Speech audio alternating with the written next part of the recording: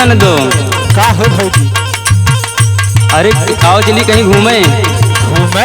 हाँ ननदो। कहाँ हो? हेला सुनावत ही हम। सुन। आवा चाली घूमे हो बाजार छोटी नाना दी। आवा चाले घूमे हो बाजार छोटे नाना दे। आवा चाले घूमे हो बाजार छोटे नाना दे। आवा चाली घूमे हो बाजार छोटी नाना दी। बाजार छोटी नाना दी।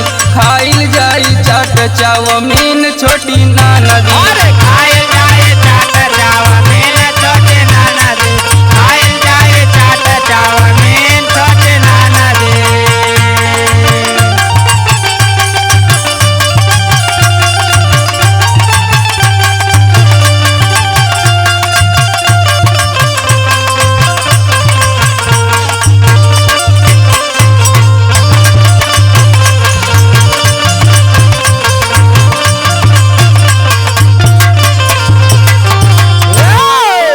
और सुनाए ननदो। सुनावा हो भौजी।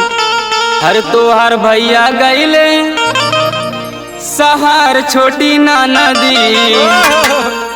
हरे आपन होई गे सुन तारू राज छोटी नाना दी। आपन होएगा सोना तारू राज छोटे नाना दे। आपन होएगा सोना तारू राज छोटे ना। अरे राज छोटे नाना दे। राज छोटे नाना दे। आपन होएगा सोना तारू राज छोटे नाना दे। आपन होएगा सोना तारू राज छोटे नाना दे। अरे और सुनाए ननदो। सुनावा हो भौजी। हरे घूमी घूम बजरिया में हरे कीनल जाई लहंगा अउरी साड़ी। हरे घूमी घूम बजरिया में हरे कीनल जाई लहंगा अउरी साड़ी।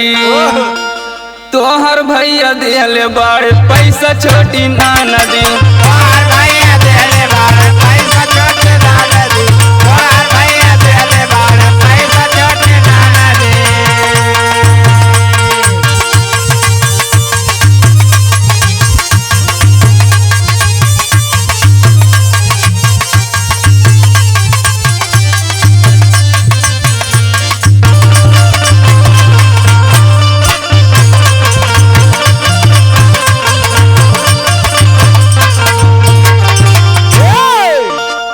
अरे और सुनाए ननदो।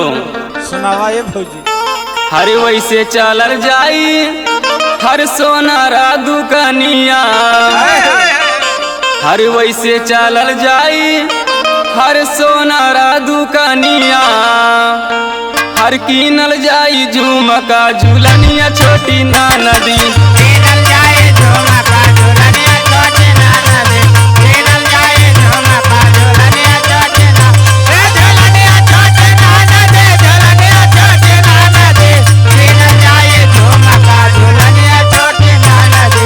कीनल जाए झुमका झुलनिया छोटे नाना दे। अरे और सुनाए ननदो। सुनावा हो भौजी। हरे धर्मेंद्र राज सैया के हरे नाही छोड़म नाना दो। हरे धर्मेंद्र राज सैया के हरे नाही छोड़म नाना दो। हरे वनही बाटन मांगी के सिंदूरवा छोटी नाना दी।